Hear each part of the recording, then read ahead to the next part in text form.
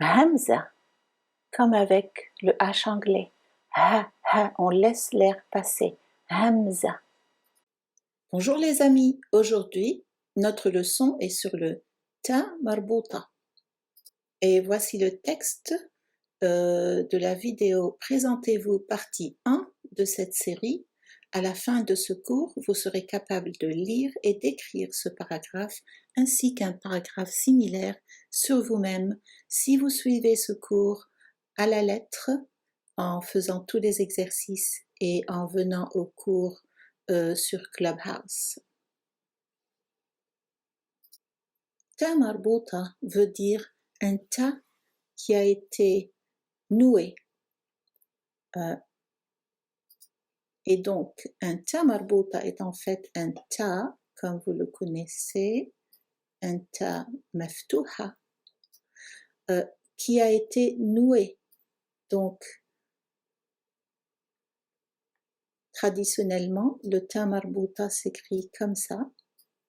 Et avec le temps, les petits fils là ont disparu. C'est une petite histoire, je vous raconte, d'accord? C'est comme si vous aviez des lacets et avec le temps, ils disparaissent parce qu'ils sont très usés et ils disparaissent. Et donc maintenant, le ta marbuta s'écrit comme ça sur la ligne quand il n'est pas attaché à une lettre précédente. Jolie petite histoire, n'est-ce pas? Donc, il y a deux façons d'écrire le ta marbuta. C'est une lettre qu'on ajoute à la fin d'un mot masculin pour en faire un mot féminin. Et donc, on l'écrit comme ça. Voilà, avec deux points. Si la lettre qui précède est une lettre qui s'accroche, qui s'attache, d'accord? Sinon, on va perdre ça. Si la lettre précédente ne s'attache pas, on n'aura plus ça, d'accord? Et le ta marbuta va tomber et va être écrit sur la ligne, comme ça, avec les deux points. Donc, si le ta marbuta est attaché, on va l'écrire comme ça. Il arrive de la lettre précédente, et puis on monte, et on fait un cercle ici. Sinon, eh bien, on va perdre tout ça, tout le support, et le ta marbuta va tomber et être écrit sur la ligne. Le ta marbuta est toujours précédé par la voyelle A. Donc, quand on entend un mot féminin, on entendra un A à la fin du mot. C'est pour ça que les mots en arabe qui sont féminins, en général, se terminent par un A. Et on ne prononcera le ta marbuta comme un ta que quand il est suivi d'un nom ou d'un pronom, ou alors quand on prononce la déclinaison à la fin du mot. Alors voyons le ta marbuta dans des mots maintenant. Essayez de lire avant de m'écouter lire. Vous pouvez arrêter la vidéo et essayer de lire d'abord, avant moi. Alors, dajaj, dajaj c'est poulet, du poulet, dajaj. Et si on ajoute un ta marbuta, ça devient dajaja. Dajaja, c'est une poule ou un poulet. Remarquez que je n'ai pas écrit la voyelle A ici parce qu'elle est sous-entendue. À chaque fois qu'on a un ta marbuta, il y aura toujours un fatha ici, une voyelle fatha.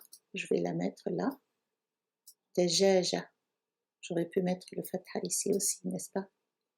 Dajaja. Et ici on a jadid, Jadid veut dire neuf ou nouveau, et le féminin c'est jadida, jadida. Encore une fois, il n'y a pas de raison d'écrire le fatha ici parce qu'on sait pertinemment que avant un ta marbuta, il y a toujours un fatha. Et voici le texte de la vidéo Présentez-vous partie 1 de cette série. À la fin de ce cours, vous serez capable de lire et d'écrire ce paragraphe ainsi qu'un paragraphe similaire sur vous-même si vous suivez ce cours à la lettre en faisant tous les exercices et en venant au cours sur Clubhouse. Alors, essayons de trouver dans ce texte avec les voyelles courtes notre ta marbuta. Voyons, ligne 1, on a un ta marbuta à la fin, ici. Et bien sûr, je n'ai pas mis la voyelle courte fatha A parce que on sait pertinemment qu'avant un ta marbuta, on a toujours une voyelle fatha A, petit a. Et donc, comme éventuellement on veut lire sans voyelle, on va essayer de ne pas écrire cette voyelle parce qu'on sait qu'elle est là. En fait, il n'y a pas de raison de l'écrire. Vous la trouverez peut-être dans d'autres cours ou dans d'autres livres, mais je préfère l'enlever dès que possible parce que en fait, elle n'est pas nécessaire avec un ta marbuta.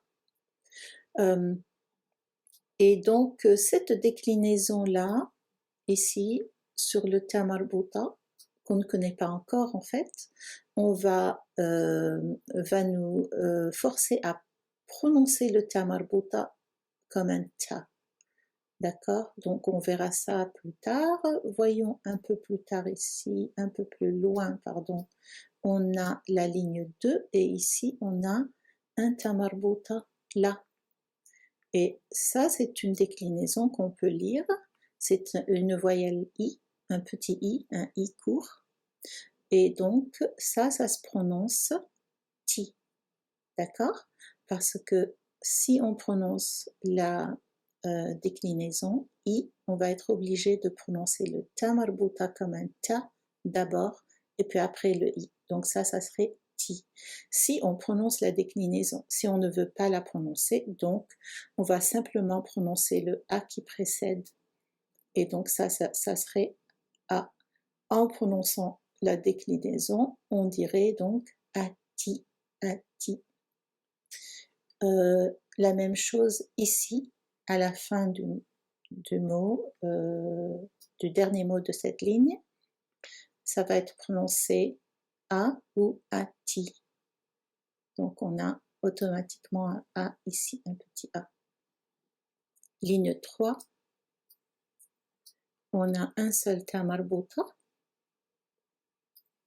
ti, prononcé ti, si on prononce la déclinaison.